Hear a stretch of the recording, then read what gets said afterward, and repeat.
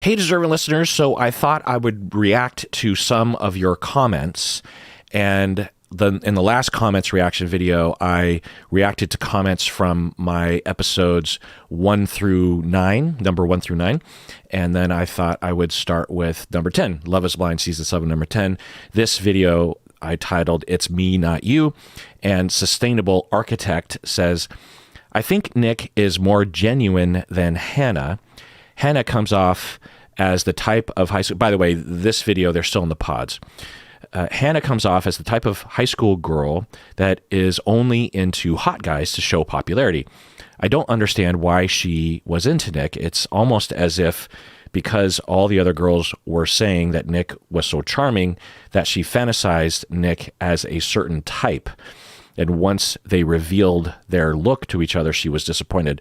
Just chiming in, yeah, that's possible that Hannah in the lounge, hearing all the other women talk about Nick as this player that must be good looking and tall and all these kinds of things, a football player, and that, raised his appeal to Hannah and maybe others. I don't know. But we don't know why Hannah was into Nick, and I think we could speculate a lot, but it's hard to tell from the edit, and we just don't know what was in her mind going on. But Hannah hated when Nick was smooth talking towards other women. She repeatedly talked down to Nick to prove that she is better. Yeah, I think we particularly see that later. Love is Blind number 11, Stuck in Kirk's Head. So there was something stuck in my head. That's why I called it that. I forget what it was. Anyway, Carly says, I think Brittany was clear about not wanting to discuss rings until and unless he had chosen her. But the fact that he did it anyway, which disregarded her, and when he showed her that he knew what type of ring she liked, it was possibly a feeling of being known and seen, even if only on the superficial level, and that drew her in. I'm guessing it wasn't so much materialism, but the feeling of being understood that broke down her defenses. So Brittany's an interesting one because on the surface, she comes across as someone that and I think a lot in the audience would not like or identify with. But when you get past that surface level in the edit, I think in some ways I identified with her more than anybody else. The way that she felt about things, the way that she moved with attachments, generally speaking. She certainly was a sympathetic character in the pods, right? And so it's an interesting thing. Now, to say that it wasn't materialism is, in my opinion, you can be extremely problematically materialistic, self-destructively materialistic, world-destructively classist, and also be a relatable, likable, vulnerable person. So I think that's what we see with Brittany.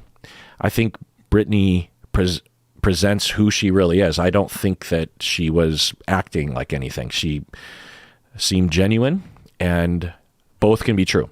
She could be, to some extent, at the very least, misled about what life should be for her, and at worst, someone who is trying to use her skills or her looks or her way to manipulate others into paying her bills or something, or to have more prestige and be more fancy in the world or something, and also be a good human being with morals and vulnerability and relatable qualities. I think, I'm exaggerating on some of these things, but yeah. So I think when he guessed the ring that she wanted, it made her feel seen. Yeah. Going on. F. Fern, MD. I think it was Deepty and Natalie that explained the rings on their podcast. Deepty and Natalie have a podcast. There are a group of rings that they can choose from that are included, meaning that they're free to the cast members. If the guys choose to upgrade, then the show will chip in and the rest of the price the cast member has to pay for, they actually referenced that there are a finite amount of rings that they can choose from, and sometimes you end up with what you don't want because that's all that was left. End of comment. That's interesting. So are there only like 6 rings or something? And then if you're the 6th dude to decide to pull the trigger, you go to the box of rings and there's this crappy one that's left. Anyway.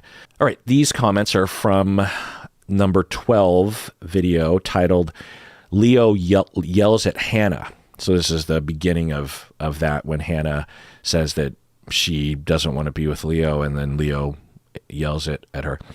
Emily says, I think Leo subconsciously felt he was entitled to be the decision maker, and it caught him off guard when the power was out of his hands.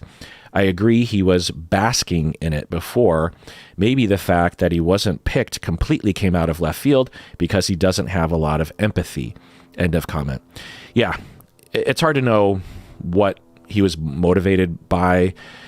Was it a feeling of abandonment that he has from his childhood that he, in a very problematic way, reacted to? Or is it a general feeling of wanting to be the decision maker, wanting the power, lack of empathy, that kind of thing? It's hard to know. A lot of, there's not a lot of hypotheses on the short list that would excuse his behavior on any level, or really any hypothesis that would excuse his behavior. So yeah, it's interesting to think about that scene. Eliza says, it was incredibly helpful to hear you, meaning me. It was incredibly helpful to hear you sorting through your personal responses to each person and making sense of your feelings about which way you wanted the situation to unfold in the context of those biases. Just chiming in. Yeah. As I was walking through that, it felt useful to me. And as I was wrapping up that little segment, I thought, I wonder if this will be useful to others as a model for that kind of analysis. And that's a thing that therapists are supposed to do all the time, that we differentiate, take the time, maybe through consultation or therapy, or at the very least in our head, that we have a very quick and effective ability to investigate that, so much so that you can do it within a half second in session. Because when I'm talking to a client, if I get off the rails and I don't notice it until the next day when I'm talking about that client or thinking about that client, then that could potentially waste or make a whole session not helpful or even problematic to the client. So I have to have not only the ability to do that, but the ability to do it quickly, the ability to do it and still listen to my client, and the ability to notice when I need to do it, right? And there are different cues, different triggers for me to engage in that mindfulness or that thought exercise, particularly if I'm having a negative reaction, or if I find myself thinking certain thoughts, or if I find myself doing certain things with a client that I've found to be associated with me losing perspective or me getting too involved or something. And that ability to say, okay, wait, what do I want this person to do? And how am I relating to each person? How am I identifying with each person? Who do I deep down like, and who do I deep down not like? And some of that might just be my preferences, but usually it has to do with how the emotional field is coming together.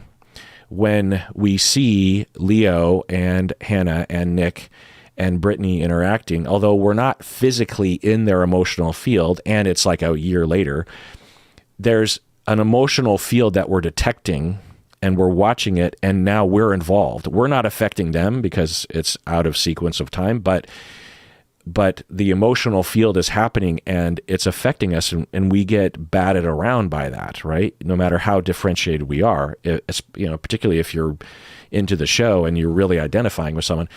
And so the manifestation in my identifying of the people or liking people or the sort of biases that I have are a product of both my own personality and the emotional field. It's both.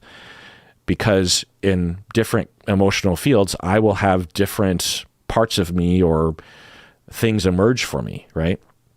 So it's important to understand that and to have an ability to look at that. And I find it to be very helpful. So it sounds like for Eliza, it was helpful as well. Going on.